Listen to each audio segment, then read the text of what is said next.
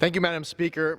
I rise today to recognize Lou Alvarez, an incredible patriot, Long Islander, and 9/11 first responder who inspired so many just last week in front of the House Judiciary Committee in support of the Never Forget the Heroes Act, which will reauthorize and fully fund the 9/11 Victim Compensation Fund. After his appearance in D.C., Lou rushed home for his 69th round of chemo. Let me repeat that. After coming all the way down to Washington to beg for the benefits that he and so many others were promised, Lou Alvarez had to rush home for his 69th round of chemo. Unfortunately, when he got home, things did not go as expected, and this morning, I'm sad to report Lou is in hospice, watching us here on the House floor. Lou is one of the many first responders who raced to Ground Zero on September 11th without a second thought, who in the weeks following worked 12-hour shifts on the pile, aiding in the rescue and cleanup efforts.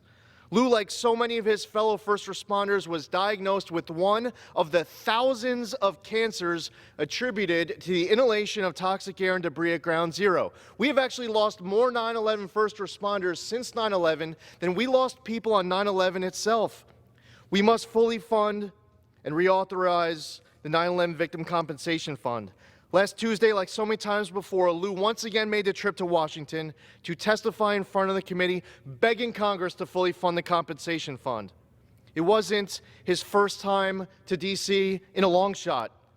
It wasn't his second or third time, but unfortunately, it may have been his last. It's been a disgrace to these first responders, to their families, and to our nation to have to wait. This isn't just a New York issue, and I thank Bill Huizinga for staying around for Lou.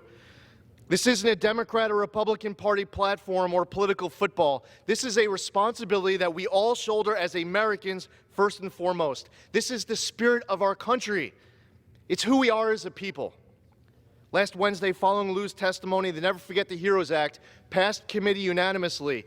This floor and the Senate need to pass it to make this bill law right away. I'd like to sign off today the way Lou signs off nearly everything he writes, the way he lives his life each and every day until his very last. Lou Alvarez says, "Still here, still breathing, still fighting." I yield back.